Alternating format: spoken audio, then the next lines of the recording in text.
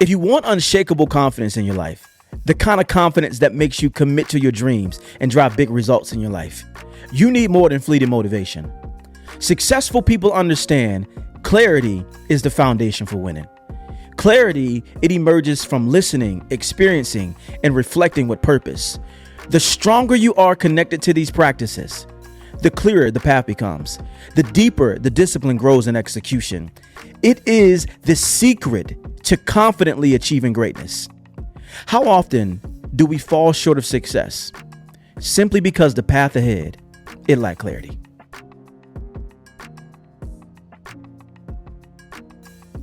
So today is the final installment on the series of moving from fear to flow.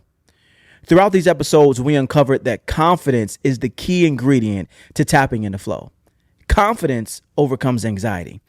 And when you're having fun, you create confidence.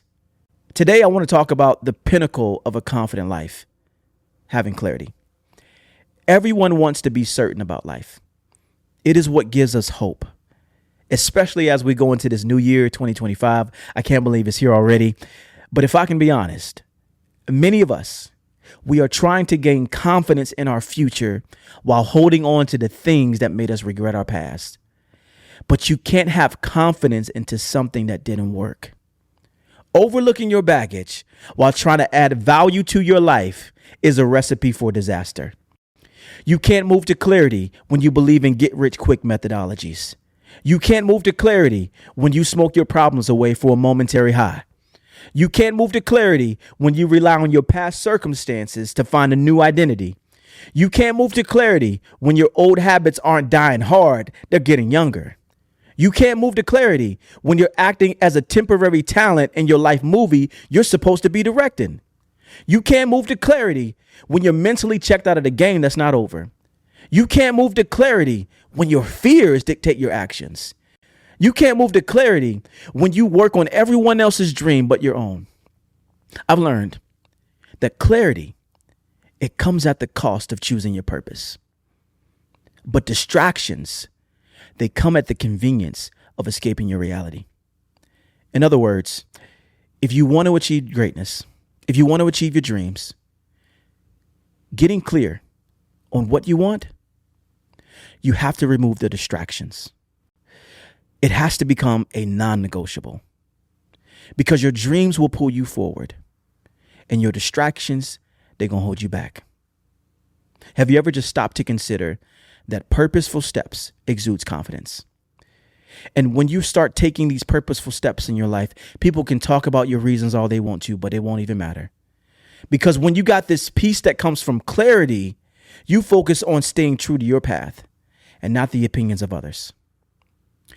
Today, I want to talk about two powerful techniques for gaining clarity to help you build the confidence that you need to thrive in 2025. The first technique I want to give you is to release what must cease. I never thought I would say this out loud, so here it goes. I'm finally ready to start dating again. But as I've been preparing for this next season of my life, God dropped something heavy on my spirit. He said, Charles, don't hold on to the things that brought you comfort in your season of pain. During one of the toughest seasons of my life, I turned to gambling. I went to the casino. I love to play some blackjack. It gave me this thrill. In all honesty, it was a distraction from the pain that I didn't want to face. And even though I won more than I lost, God revealed to me, that's not the legacy that I want you to leave for your son or your daughter. I see so many generational curses in my family, patterns of hurt, pain, coping mechanisms that aren't serving us. And for a long time, I was looking around waiting for someone to break the cycle. And then it hit me. It's me. I'm the one that has to stand in the gap. I'm the one God has called to break the cycle, to break the chain and create a new legacy of healing and strength. So here I am.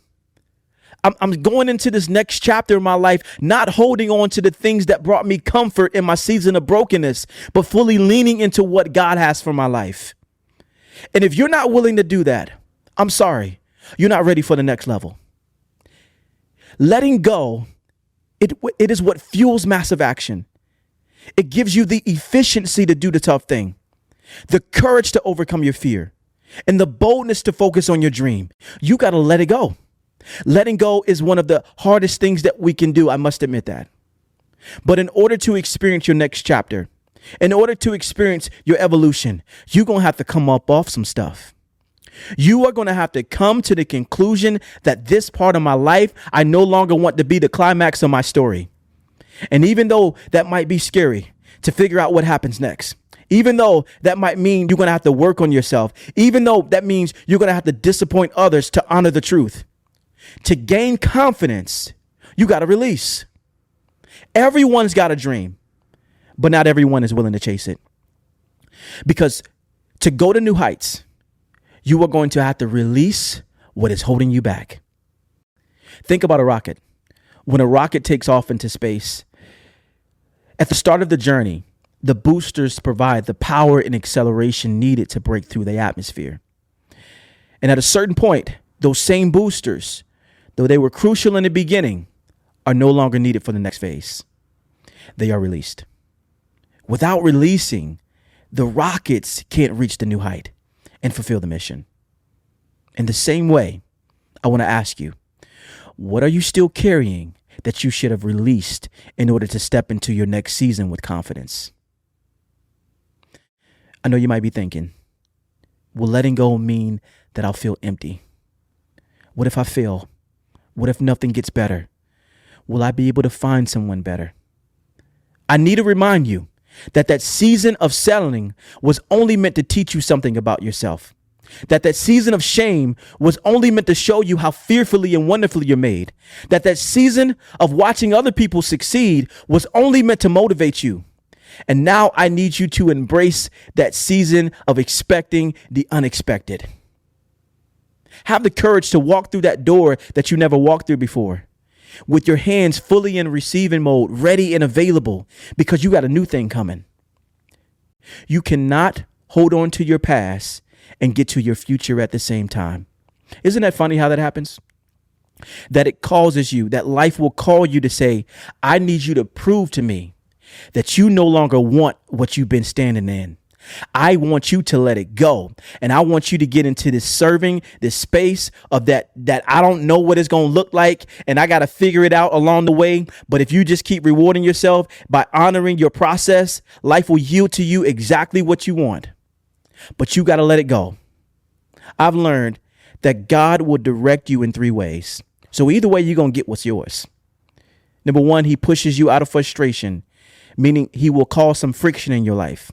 Number 2, he will call you out through intuition. You get the gut feelings.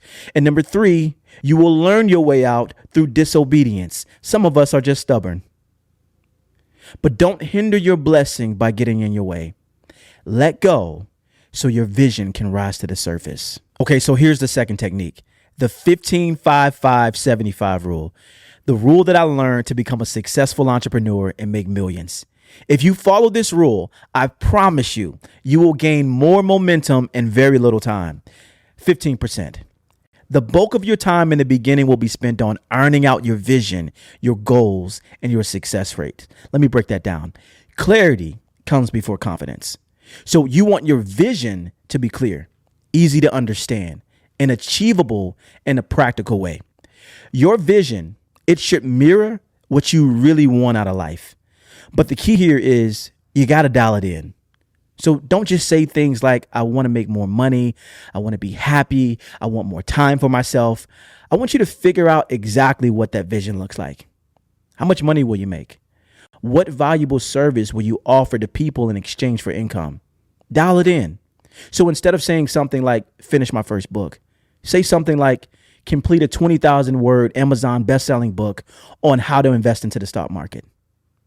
You become more confident when your vision is not based on what you'll settle for, but what you truly desire. Research shows that setting clear, challenging goals lead to a 90% improvement in your performance compared to easy or vague goals. The other part of your 15% are your goals. Your goals should connect the dots to your vision. Every milestone that you reach should point back to your vision. In order to do this, here's what I recommend. Set 30-day targets that align with your vision. Then break down those targets into weekly milestones, or what I like to call your major 5 goals. These weekly goals should drive you towards your 30-day targets and should have hard deadlines attached to it. So, for example, if your 30-day target was to finish chapter 1 of your book, your major 5 goals should look like this. Name chapter 1. Develop the outline for chapter 1. Write 2,000 words. It's about setting those micro finish lines without overwhelming yourself about reaching your destination. The last part of your 15% is your success rates. Success rates are your daily measurable activity that generate winning results towards your vision. I recommend identifying 3 to 5 daily habits that can be tracked as a percentage of completion. These habits should directly support your vision. So, for example, write 500 words per day. Spend 30 minutes researching. Engage in outreach for 15 minutes. Be mindful that your 15% will more than likely be the most taxing to discover. So here's what I need you to know. Your vision often will remain the same. Your goals should be assessed weekly, monthly, quarterly, and yearly. And your success rates will most likely evolve as you adapt. Instead of relying on a miracle, rely on a process. And your 15% is how you begin to do that. Next is the 5%. This is all about reviewing your progress and making adjustments. The key here is to reflect, to connect. Ask yourself, what are my do better moments? What are my thriving moments? In my 90-day Thrive Planner, I include 2 crucial questions to reflect on each week. Where am I thriving and what do I need to do better?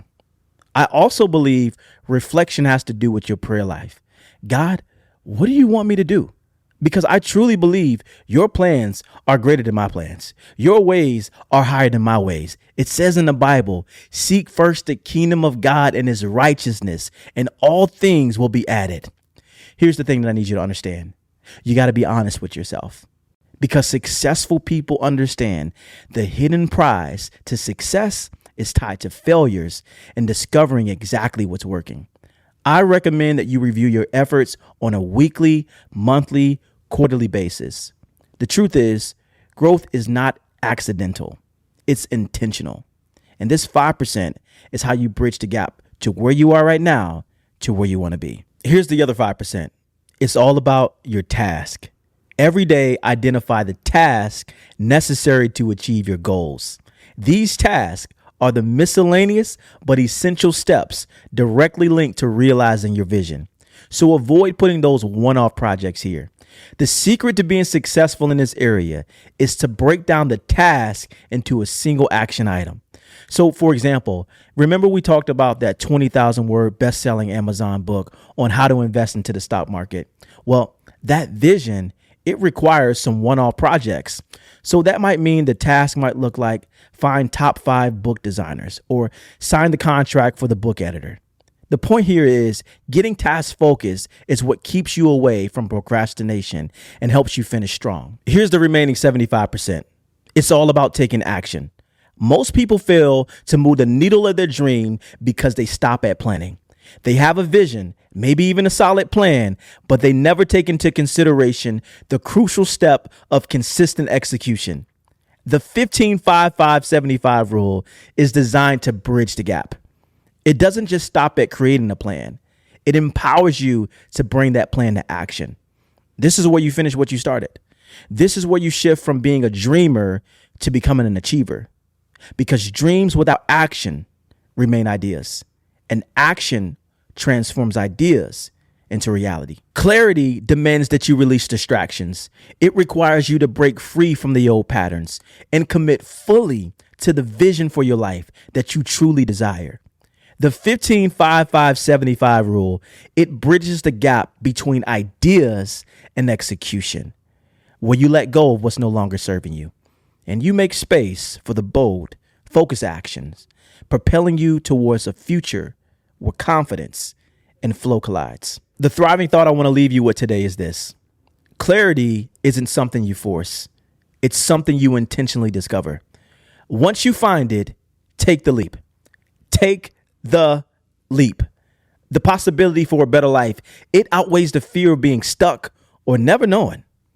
When I look back at my life and I think about all the moments that I felt fear and the uncertainty, the best thing that I could do for myself was to slow down, pray, and think for myself instead of allowing others to decide my path. The vision will come, but it will require you to change. Be willing to let go of who you are right now to uncover the best version of yourself. Remember, your path is yours to walk, and no one else's resistance can stop what's meant for you. If you don't know how to get there, take the first step. Trust that the joy ahead is not meant to harm you, but to make you better. The affirmation I want to leave you with today is this: I release what no longer serves me and step boldly into my vision. I'm Charles Clark, and remember, make your day as great as you want it to be. But before you do that, make sure you consider just how precious your life is. You don't have tomorrow. All you got is right now. So don't let the door hit you on the way out. Get up, get moving, get happy, rise and thrive.